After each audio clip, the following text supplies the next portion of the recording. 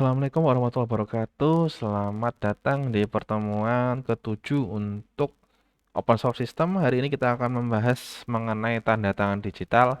Jadi fungsinya tanda tangan digital ini adalah kita melegalisasi tindakan kita. Jadi kode kita itu pasti asli dari kita sebagai tanda tangan kan untuk keaslian. Yang pertama kita lakukan adalah sama seperti kemarin ya, awalnya kita hapus semuanya ya, karena masih mungkin ada file-file yang ketinggalan, silakan dihapus semuanya ya. Kalau di Windows pakainya del, kalau di Linux kita pakainya rm ya. Kalau manual silakan, yang penting kosongkan folder ini ya. Kalau sudah silakan di add foldernya, kita commit dengan pesannya pengosongan lagi, dan kita push.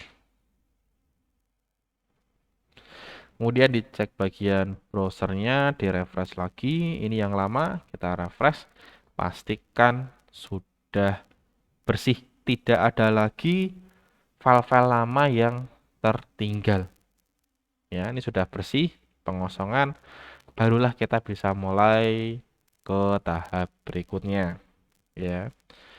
Yang pertama kita lakukan adalah hampir sama kayak praktikum sebelumnya, kita bikin file dummy, file bohongan, terserah mau diisi atau enggak ya, karena sebagai contoh saja ya.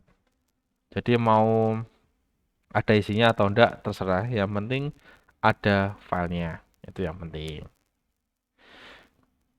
Kalau sudah, silakan di upload filenya sama seperti sebelumnya, di upload, git add semuanya, git commit file pertama, git push. Nah, sekarang di servernya, di repository remote-nya sudah ada satu file dokumentasi. Nah, sudah ada file dokumentasi. Oke, kita sekarang kembali ke PDF-nya. Ya, di sini sudah di tahap 9, kita kasih tag biasa, bukan tag yang berbeda ya.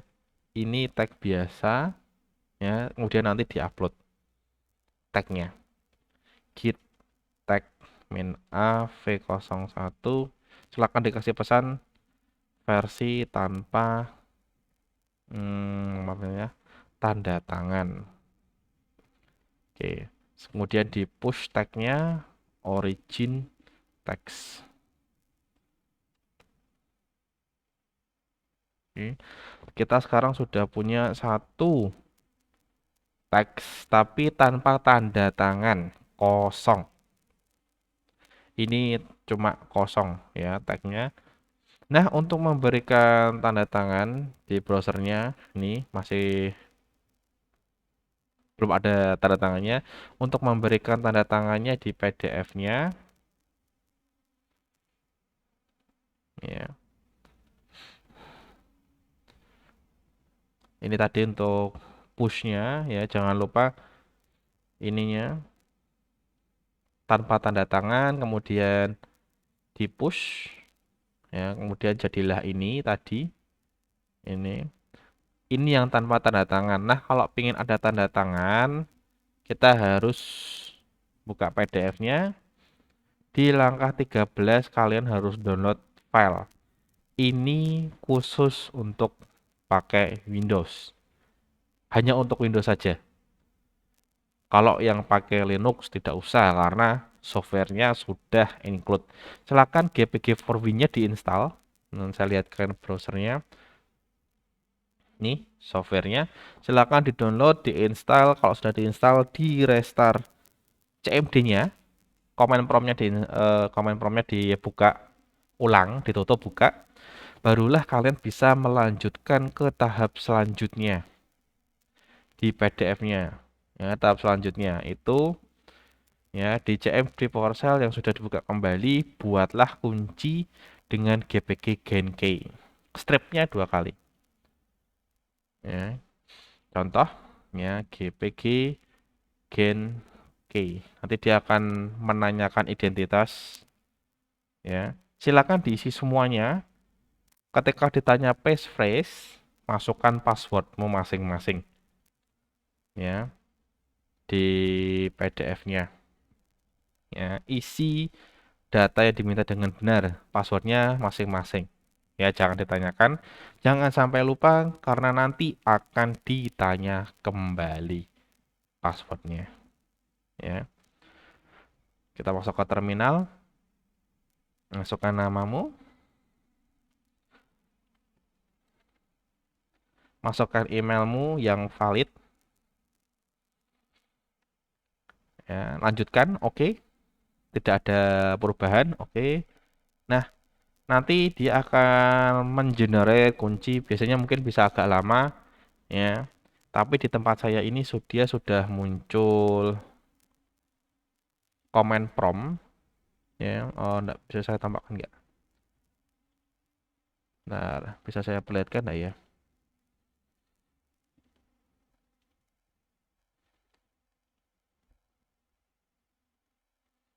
Oke, sayangnya tidak bisa diperlihatkan.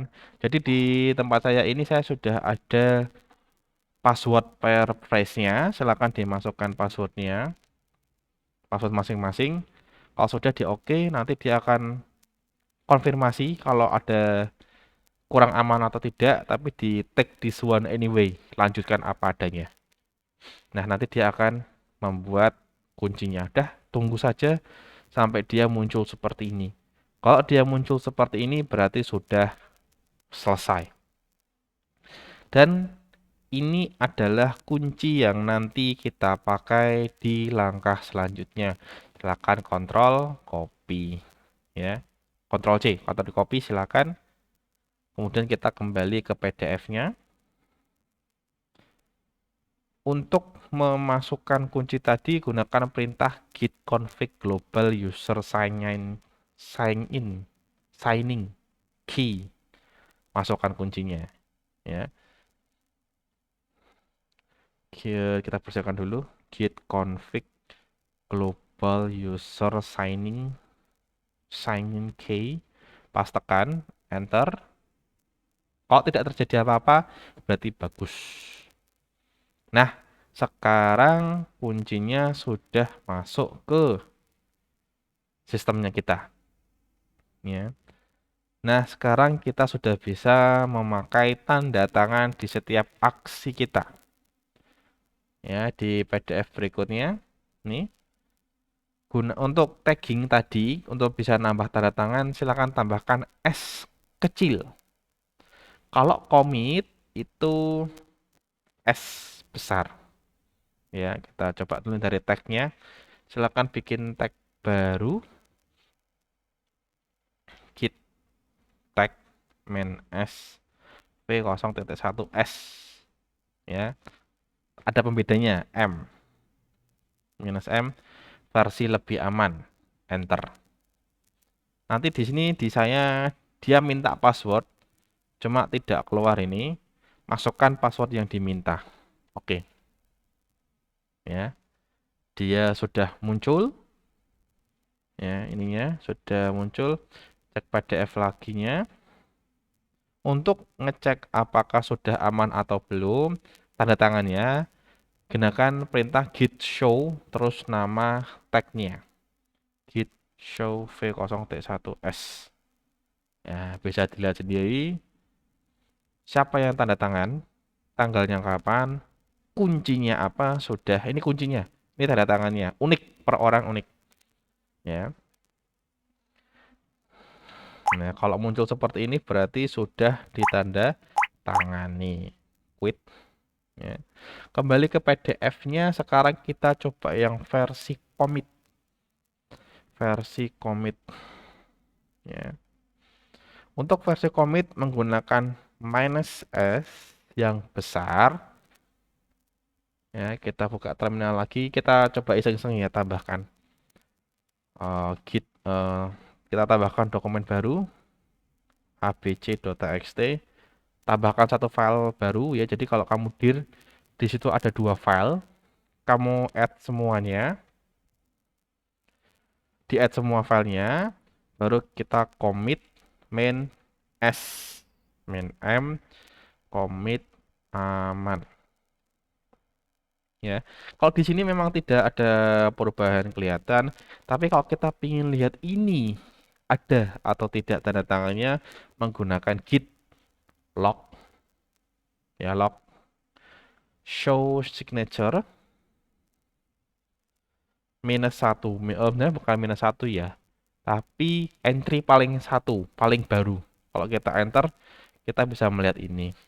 GPG signature dibuatnya kapan, jam berapa, kuncinya apa, ya, oleh siapa, dipercaya sampai kapan, inilah punya kita. Dan jangan lupa di push, ya. Untuk tagging ini memang bagi beberapa orang mungkin dianggap hal yang konyol, sepele, tapi sangat penting ketika kalian sudah berkolaborasi dengan perusahaan-perusahaan besar, karena dari situ andaikan ada akun yang misuse kamu dan tidak punya aksesnya di situ, dia bakal kelihatan ya. Jadi setiap aksi yang kamu lakukan selalu ditandatangani, andaikan kalian jadi programmer dan sistemnya mereka pakai Git. Nah, di situ kalian bisa mengamankan aksi-aksi kalian, jadi kelihatan siapa orang ketiga yang tidak pakai tanda tangan. Karena bakal kelihatan ya, karena bakal kelihatan di sini ya, siapa penanda tangannya, kapan dikerjakannya ya, itu bisa kelihatan dari sistemnya. Kalau di PDF sendiri ya memang seperti ini ya, pendek, singkat, padat, dan jelas. Tapi mungkin bagi mereka yang ingin menjadi programmer dengan teknologi Git akan sangat terbantu sekali. Ya, jadi itu saja untuk hari ini. Saya ucapkan terima kasih dan sampai jumpa kembali di kesempatan berikutnya.